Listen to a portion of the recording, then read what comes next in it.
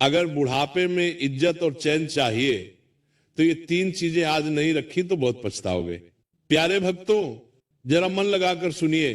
बुढ़ापा कोई एक दिन में नहीं आता, लेकिन बुढ़ापे का दुख जवानी की छोटी छोटी गलतियों से जन्म लेता है। शास्त्र कहते हैं जिसने समय रहते ये तीन चीजें अपने पास नहीं रखी, उसके जीवन में न सम्मान टिकता है, न सुख और न ही अपनों का सहारा। आज वही व्यक्ति जिसकी जवानी में सब इज्जत करते थे, बुढ़ापे में एक कोने में चुप बैठा रह जाता है। अब आगे जो मैं बताने जा रहा हूं वो कोई कहानी नहीं, बल्कि जीवन का ऐसा सत्य है जिसे जिसने भी अपनाया उसका बुढ़ापा आशीर्वाद बन गया। तो मन को शांत करके सुनिए, क्योंकि ये तीन चीजें आज संभाल ली तो बुढ़ापे में सम्मान, सुख और शांति तीनों आपके कदम चूमेंगे। तो प्रेम से बोलिए जय श्री कृष्णा। और इस पावन कथा को अंत तक ध्यान से सुनिए। गांव का नाम था देवपुर। कच्ची गलियां, पीपल की घनी छांव और चौपाल पर बैठते हुए लोग, जिनकी बातों में भी मिट्टी की सौंधी महक होती थी। उन दिनों न घड़ी की इतनी हड़बड़ी थी, न मोबाइल की खनक, फिर भी इंसान की सबसे बड़ी दौड़ वही थी, इज्जत की दौड़।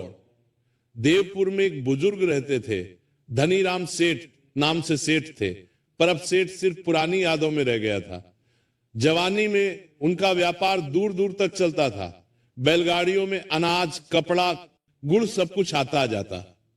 लोग सलाम करते, चौपाल पर कुर्सी उनके लिए खाली रखी जाती। पर समय ने पलटा खाया। अब उनकी कमर झुक गई थी, आंखें कमजोर, और घर में बहू बेटे की अपनी अपनी खींचतान। धनीराम सेठ के पास धन तो बचा था, मगर चेहरे पर चैन नहीं बचा था। घर में बैठे बैठे उन्हें लगता जैसे उनकी आवाज अब दीवारों से टकराकर लौट आती है, किसी के दिल तक पहुंचती ही नहीं। एक शाम की बात है, ठंडी हवा चल रही थी। पीपल के नीचे चौपाल पर गांव के बुजुर्ग जमा थे। वहां गिरधारी पंडित भी थे, जिनकी उम्र तो धनीराम सेठ से भी ज्यादा थी, मगर चेहरे पर ऐसी चमक जैसे अंदर कोई दीपक जलता हो। गांव के बच्चे भी उनकी गोद में बैठ जाते, बहुएं भी आदर से पानी रख जाती, और जवान भी उनके सामने ऊंची आवाज में बात नहीं करते। धनीराम सेठ ने मन ही मन एक टीस महसूस की। उन्हें लगा ये पंडित जी मेरे जितने ही बूढ़े हैं, फिर इन्हें इतना सम्मान क्यों, और मुझे मेरे अपने घर में ही कोई पूछता नहीं। धनीराम सेठ ने उसी वक्त पंडित जी से कहा, पंडित जी एक बात बताइए, बुढ़ापे में आदमी को सुख और सम्मान दोनों कैसे मिलता है? मैं तो सब कुछ कमाकर भी खाली रह गया। गिरधारी पंडित ने धनीराम की ओर देखा। उनकी आंखों में तंज नहीं था, बस अनुभव था। उन्होंने धीरे से कहा, सेठ जी, सुख और सम्मान बुढ़ापे में नहीं कमाया जाता, वो तो जवानी में बोया जाता है। बुढ़ापा सिर्फ फसल काटने का समय है। धनीराम सेठ ने बेचैनी में पूछा, तो फिर बोना क्या चाहिए था? पंडित जी ने पीपल की जड़ की ओर इशारा किया। देखिए, इस पेड़ को इसकी जड़ें जितनी मजबूत, पेड़ उतना स्थिर। इंसान की भी तीन जड़ें होती हैं। जो ये तीन चीजें अपने पास रख ले, बुढ़ापे में उसे कोई हिला नहीं सकता, ना घर, ना दुनिया, ना समय। धनीराम सेठ जैसे चौकन्ने हो गए। कौन सी तीन चीजें? पंडित जी ने उंगलियां गिननी शुरू की, धीरे, बिल्कुल वैसे जैसे कहानी खोली जाती है। पहली अच्छा नाम, दूसरी अपना हुनर, तीसरी अपना सच्चा साथी। यानी ऐसा संबंध जो स्वार्थ से नहीं, अपनेपन से चलता हो। धनीराम सेठ ने हंसकर कहा, पंडित जी, नाम तो मेरा भी है, लोग जानते हैं मुझे। पंडित जी ने सिर हिलाया।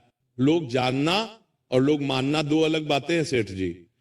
नाम वही अच्छा होता है जो पीछे से भी आदर से लिया जाए और सामने भी डर से नहीं, सम्मान से बोला जाए। धनीराम सेठ की हंसी रुक गई। उनके भीतर कहीं कुछ चुभ गया। पंडित जी ने आगे कहा, आपको मैं एक किस्सा सुनाता हूं।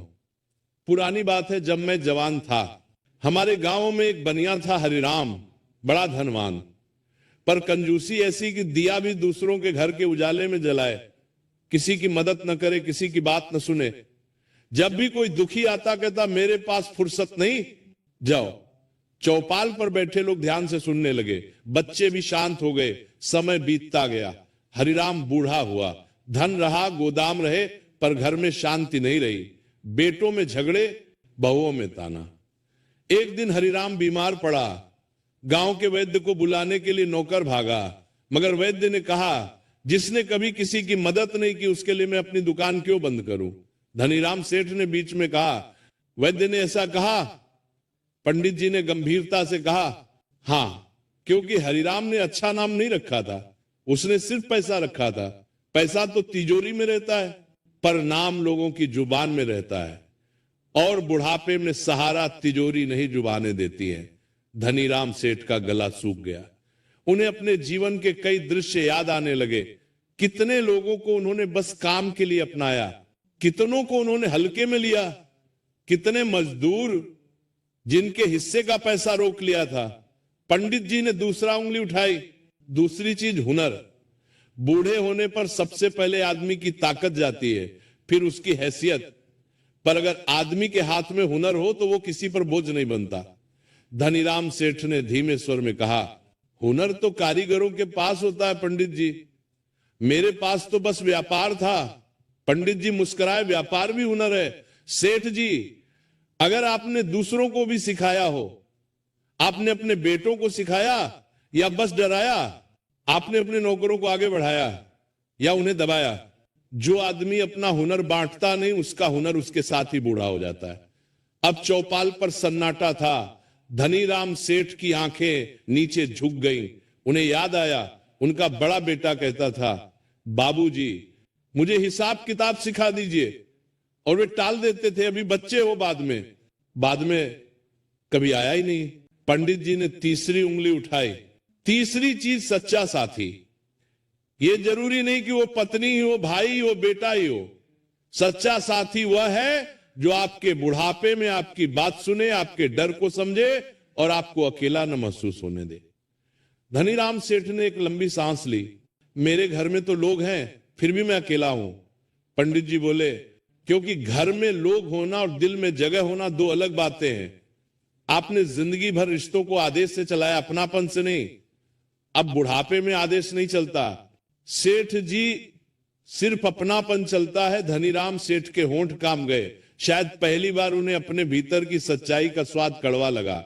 उसी वक्त चौपाल के कोने से एक आवाज आई। ये गांव का पोस्टमैन मंगतराम था, जो हांफता हुआ आया और बोला, सेठ जी, आपके शहर वाले बेटे का खत आया। धनीराम सेठ ने कांपते हाथों से खत लिया। ऊपर लिखा था, जरूरी बात। धनीराम सेठ ने कांपते हाथों से खत लिया। उनकी धड़कन तेज हो गई। उन्होंने खत खोला और पढ़ते पढ़ते उनका चेहरा पीला पड़ गया। गिरधारी पंडित ने पूछा, क्या लिखा है? धनीराम सेठ ने भारी आवाज में कहा, लिखा है, वो शहर में कर्ज में डूब गया है और वो चाहता है कि मैं खेत बेच दूं जल्दी, नहीं तो वो वापस गांव नहीं आ पाएगा। चौपाल पर जैसे हवा भी रुक गई। धनीराम सेठ का हाथ कांप रहा था और उसी पल उन्हें पंडित जी की तीन बातें, अच्छा नाम, हुनर, सच्चा साथी, तीनों एक साथ याद आ गई। धनीराम सेठ ने धीरे से कहा, पंडित जी, अब बताइए, इतने साल बाद मैं ये तीन चीजें कैसे रखूं, कैसे बचाऊं, कैसे बनाऊं? गिरधारी पंडित ने धनीराम सेठ की आंखों में देखा और बोले, सेठ जी, शुरुआत आज से होगी, लेकिन आज जो फैसला आप लेंगे वही तय करेगा कि आपका बुढ़ापा सम्मान पाएगा या अपमान। धनीराम सेठ ने खत को फिर देखा। खेत बेच दें या बेटे को मना कर दें, या कोई तीसरा रास्ता जो उनके टूटे रिश्तों को भी जोड़ दे और उनके नाम को भी बचा ले। पीपल के पत्ते सरसराए जैसे समय खुद कह रहा हो, अब बोलो सेठ, क्या करोगे? धनीराम सेठ देर तक खत को देखते रहे। फिर उन्होंने उसे मोड़कर अपनी धोती के पल्लू में रखा और बिना किसी को जवाब दिए घर की ओर चल दिए। रास्ते भर उनके कानों में गिरधारी पंडित के शब्द गूंजते रहे, बुढ़ापा सम्मान से कटेगा या अपमान से, ये आज के फैसले से तय होगा। घर पहुंचे तो आंगन में बहू चूल्हे पर रोटी सेंक रही थी। धनीराम ने पानी मांगा। बहू ने बिना देखे लोटा बढ़ा दिया, जैसे कोई औपचारिकता निभा रही हो। धनीराम ने पानी पिया और पहली बार नरमी से कहा, बहू थक जाती होगी, आज मैं खुद कुएं से पानी भर लाऊंगा। बहू चौंककर उनकी तरफ देखने लगी जैसे उसने गलत सुन लिया हो। उसी समय छोटा पोता मिट्टी में खेलता हुआ आया। धनी राम ने उसे पास बुलाया, सिर पर हाथ रखा और बोले, कल से तू मेरे साथ बैठा करेगा, मैं तुझे हिसाब लिखना सिखाऊंगा। बहू की आंखों में थोड़ा सा भाव बदल गया। घर का माहौल जैसे पहली बार कुछ हल्का हुआ। धनीराम फिर अंदर गए। उन्होंने संदूक खोला, पुराने कागज, बही खाते और एक थैली में कुछ सिक्के। उन्होंने कागजों को देखकर मन ही मन फैसला कर लिया, खेत एकदम नहीं बिकेंगे। अगर बेटे को बचाना है तो ऐसा रास्ता चाहिए जिसमें नाम भी बचे और घर भी न टूटे। वे सीधे चौपाल गए। गिरधारी पंडित वहीं बैठे थे। धनीराम ने उनके चरण छुए और बोले, पंडित जी, मैंने सोचा है मैं खेत बेचकर बेटे को पैसा भेज दूं तो लोग कहेंगे सेठ डर गया, और मैं न भेजूं तो मेरा बेटा टूट जाएगा। बताइए बीच का रास्ता क्या है? पंडित जी ने शांत स्वर में कहा, बीच का रास्ता वही है जो आपकी 3 जड़ों को मजबूत करे।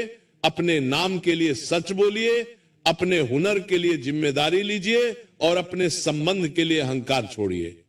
धनीराम ने गांव के पंचों को बुलाया। सब इकट्ठा हुए तो धनीराम ने साफ कहा, मेरा बेटा कर्ज में फंस गया है। मैं खेत नहीं बेच रहा, पर अपनी दुकान का पुराना बकाया जो लोगों का मेरे ऊपर निकलता है पहले वो चुकाऊंगा। फिर गांव के 2 ईमानदार लोगों के साथ शहर जाकर बेटे का हिसाब देखूंगा। अगर कर्ज सही हुआ तो मैं अपनी दुकान की आधी हिस्सेदारी गिरवी रखकर उसे संभालूंगा, पर खेत और घर की जड़ नहीं काटूंगा। पहली सीख, सिर्फ पैसा नहीं, अच्छा नाम कमाइए। लोगों का हक समय पर देना, सच बोलना और मदद करना, यही बुढ़ापे में असली इज्जत बनता है। दूसरी सीख, अपना हुनर अपने तक सीमित मत रखिए। जो ज्ञान कौशल आप जानते हैं उसे बच्चों और लोगों में बांटिए ताकि आप कभी बोझ न बने और आपकी कद्र बनी रहे। तीसरी सीख, रिश्तों में आदेश नहीं, अपनापन रखिए। बुढ़ापे में वही साथ देता है जिसे आपने सम्मान, सुनवाई और भरोसा दिया हो। प्रिय दर्शक बंधु, कथा समाप्त होने से पहले मैं आपसे सिर्फ इतना ही कहना चाहता हूं, आपके एक छोटे से क्लिक में किसी की जिंदगी बदलने की ताकत छुपी है। हम इस चैनल से जो भी कमाई होती है उसका हर हिस्सा एक इंसान, एक पशु पक्षी और एक जीव जंतु की सेवा में लगाया जाता है। जब आप सब्सक्राइब करते हैं, आप सिर्फ एक बटन नहीं दबाते, आप एक भूखे को भोजन देते हैं, एक घायल पक्षी का इलाज करवाते हैं, एक असहाय जीव को नई सांस देते हैं।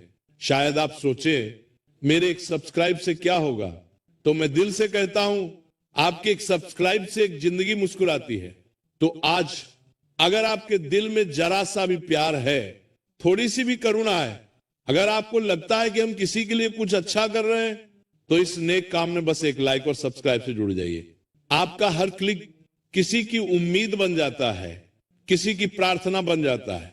तो आइए हम मिलकर सिर्फ कथा न सुने बल्कि किसी जीवन के रक्षक भी बने। अभी सब्सक्राइब करिए और एक लाइक कर दीजिए और प्रेम का यह संदेश आगे बढ़ाइए। और हो सके तो कमेंट में जय राधे राधे जरूर लिखें।